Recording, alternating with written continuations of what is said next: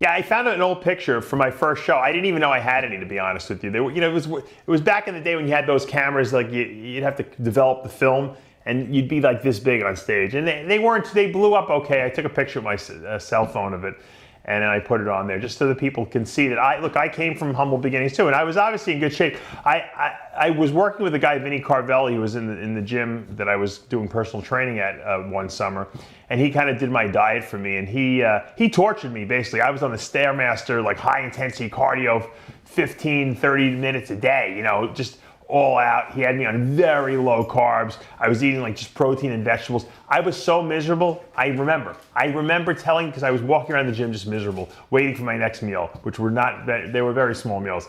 And I would tell everyone, I said, I will never do this again. I promise you. They said, no, you'll do it again. I said, I will never compete again. Nothing is worth going through this misery. And I remember distinctly. And I remember when the show was over, obviously I got really shredded. I was only 168 pounds, but even the guys backstage afterwards who beat me, because I placed 6th, I didn't make top 5, which was very disappointing for me, but it motivated me to come back better. They all said to me backstage, they said, look, I know you probably just started, and you're definitely too tall for this class, because I was like 5'11", 5'10 and a half. They said, but we've never seen anyone as shredded you as you were. And I was on no drugs, you know, and I'm sure, even though it was a natural show, I'm sure there were guys taking stuff. So that was a great compliment that I received from people. And I knew at that point that at least I could achieve a level of conditioning that was, you know, up there with bodybuilders. Now I just needed to put muscle on. So that's what motivated me to come back. And then once you start eating, you forget about how miserable the diet was. So I was like, maybe it wasn't that bad. So, and the worst diet is always the first one, because you don't know what to anticipate. The second one wasn't as bad as the first one, and the third one wasn't as bad as the second one, and that's really how bodybuilding goes. You still have to sacrifice a lot, but I found that as I got bigger, I was able to eat more food too, so that made it a little easier for me. But yeah, those initial, when I look back and see those pictures when I first started, I was like, wow.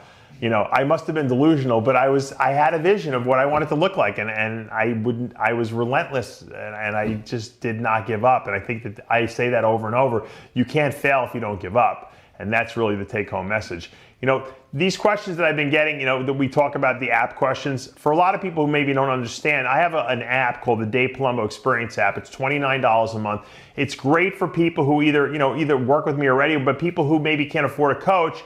For $29 a month, you have access to all the things I do, videos, all the written articles I've ever done. I do an exclusive Q&A on the app, but probably the best thing that I offer on that app is the ability to ask me questions.